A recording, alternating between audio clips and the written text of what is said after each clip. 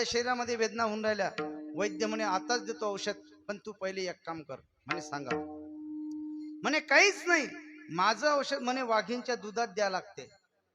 तू पहिले वाघींचं दूध घेऊन ये, नंतर तुला औषध देतो. हा म्हणे मग तर माझा रोग नक्कीच गेला. कारण म्हणे वाघींच्या दुधाने मी गेलो म्हणजे पहिले मीच गेलो नाही काय. आता रोगीच मेला, रोग निर्माण होईल काय?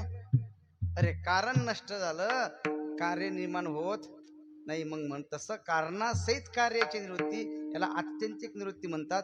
म्हणजे दुःख कायमचं जाणं आणि परमानंद सुख प्राप्त होणे, याला मोक्ष म्हणतात. सुख सगळ्यांना पाहिजे. मग सुख ज्याच्यामुळे मिळते, माऊली म्हणतात भक्तीमुळे मिळते.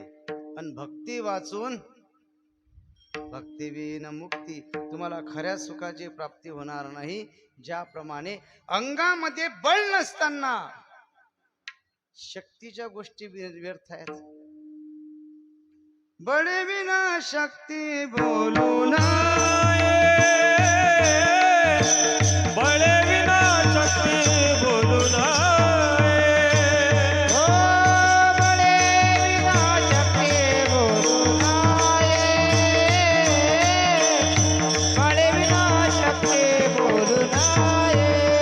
भावे विना भक्ती, भक्ती विना मुक्ती, बळे विना शक्ती बोलू नये, बळे विना शक्ती बोलू नये. भावे विना भक्ती, भक्ती विना मुक्ती, बळे विना शक्ती बोलू नये, बळे विना शक्ती बोलू नये.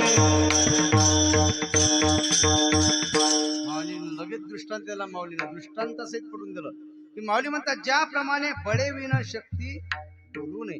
अंगामध्ये बळ नाही आणि शक्तीच्या गोष्टी करून राहिला, काय फायदा? एक निरा होता उदबत्ती शाप, टीबी पेशंट, आणि पैलवानाला म्हणे खेळता का कुस्ती म्हणे आपल्यासोबत. पैलवान म्हणे नाही. हा म्हणे नाही, घाबरता की काय म्हणे मला सांगा. पैलवानाला म्हणे म्हणे घाबरता की मला.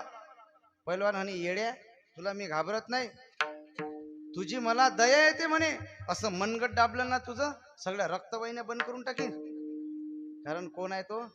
पैलवान आहे, लक्षात ठेवा. मग अंगामध्ये बळ नसताना शक्तीच्या गोष्टी करणं जसं व्यर्थ आहे, तसं अंतकरणामध्ये भाव नसताना भक्तीच्या गोष्टी करणं व्यर्थ आहे. म्हणजे तुम्हाला भाव नसताना भक्ती प्राप्त होणार नाही, आणि भक्ती न करता मुक्ती प्राप्त होणार नाही, हे लक्षात ठेवा. म्हणून भाव लागते, भक्ती लागते, तेव्हा मुक्तीची प्राप्त होईल. लोक म्हणले माऊली आता आम्हाला कळलेलं आहे.